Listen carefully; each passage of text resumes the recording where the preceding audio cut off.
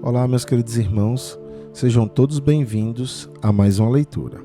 Hoje, Deuteronômio, capítulo 19. As cidades para fugitivos. Moisés disse ao povo: O Senhor, nosso Deus, vai acabar com os povos que moram na terra que ele vai dar a vocês. Vocês os expulsarão e ficarão morando nas cidades e nas casas deles.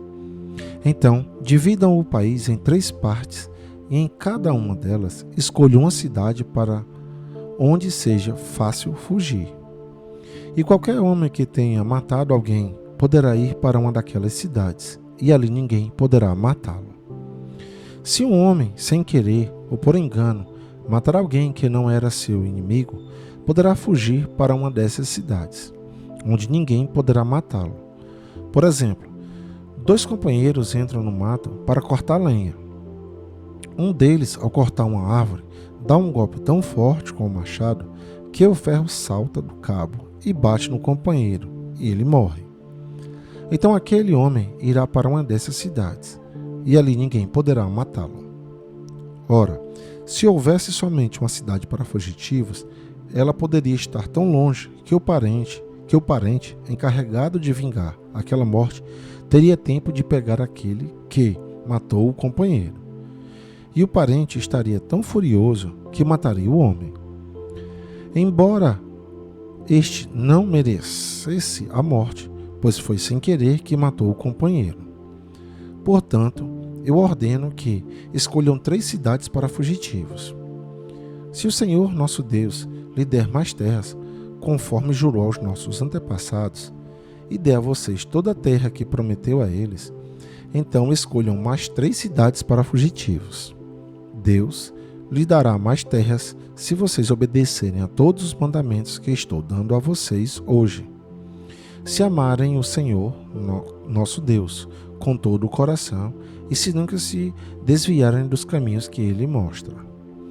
Se escolherem mais essas cidades para fugitivos, então não morrerá nenhum homem inocente na terra que o Senhor Deus lhe está dando, e vocês não serão culpados da morte de homens inocentes. Mas pode acontecer que um homem tenha ódio de outro. Ele fica de tocaia e ataca e mata o inimigo.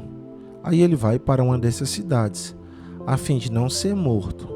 Nesse caso, os líderes da cidade em que ele mora mandarão buscá-lo e o entregarão ao parente encarregado de vingar aquela morte.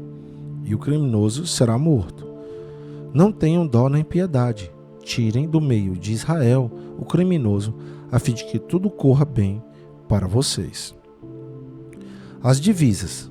Não mudem de lugar os marcos de divisa do terreno do vizinho. Elas foram colocadas há muito tempo na terra que o Senhor, nosso Deus, está dando a vocês. As testemunhas. Quando alguém for acusado de ter cometido um crime, seja qual for, uma testemunha não basta. É preciso ter pelo menos 2 testemunhas para confirmar uma acusação.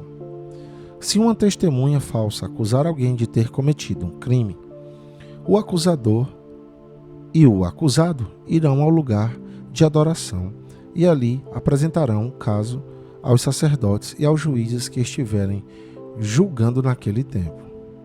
Estes examinarão o caso com todo o cuidado e, se for provado que o homem deu testemunho falso contra o seu patrício israelita, será condenado, e o castigo dele será o mesmo que ele queria para o outro. Assim, vocês tirarão o mal do meio do povo. Todo o povo de Israel saberá do que aconteceu. Todos ficarão com medo, e ninguém se atreverá a praticar uma ação tão má no meio do povo. Não tenham dó nem piedade. O castigo será vida por vida, olho por olho, dente por dente, mão por mão, pé por pé. E aqui, meus amados irmãos, ficamos com mais uma leitura. Que a paz do Senhor esteja com todos vocês e até o nosso próximo encontro.